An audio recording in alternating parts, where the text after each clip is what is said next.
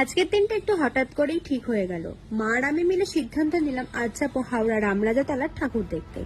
আসলে আগের বছর আমরা দুজনে যাওয়ার জন্য বেরিয়েছিলাম, কিন্তু মাঝ রাস্তা থেকে ফিরে আসতে হয়েছিল, কারণ সেদিন প্রচন্ড ঝড় বৃষ্টি শুরু হয়ে গিয়েছিল। মনে হয়েছিল ঠাকুর স্থানে যাওয়ার ডাক হয়তো তখনও আসেনি, আর ডাক না হলে তো যাওয়া যাবেই না। তাই আজ যখন আবার মনে হলে যাব, তখন আর দেরি করলাম না, কারণ পরে ভাবলে অনেক সময় যাওয়া হয়েই ওঠে না। তো আমি আর মা দুজনে রেডি হয়ে বেরিয়ে পড়লাম। দুটো টোটো চেঞ্জ করে অবশেষে পৌঁছে গেলাম আমাদের গন্তব্যে, প্রায় 300 বছরেরও পুরনো সেই ঐতিহ্যবাহী রামরাজাতলার পুজো স্থানে। লোকমুখে শোনা যায় এলাকার জমিদার অযোধ্যা রাম চৌধুরীর স্বপ্নদেশ পাওয়ার পর রাম সীতার পুজো শুরু হয়েছিল, সেই থেকে এই জায়গার নাম রামরাজাতলা।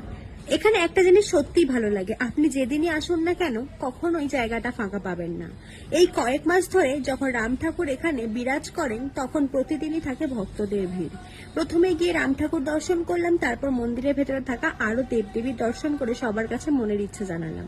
এরপর একটু ঘোরাঘুরি করলাম, ছবি তুললাম, মেলার পরিবেশটা উপভোগ করলাম। আসলে কিছু কেনার ইচ্ছে ছিল না, কিন্তু মেলায় গেলে টুকটাক জিনিস কেনা হয়েই যায়। সবশেষে বাইরে এসে ফুচকা জুস খেয়ে আমাদের ছোট্ট এই মামের ঘোরাঘুরি শেষ করে বাড়ির উদ্দেশ্যে রওনা দিলাম।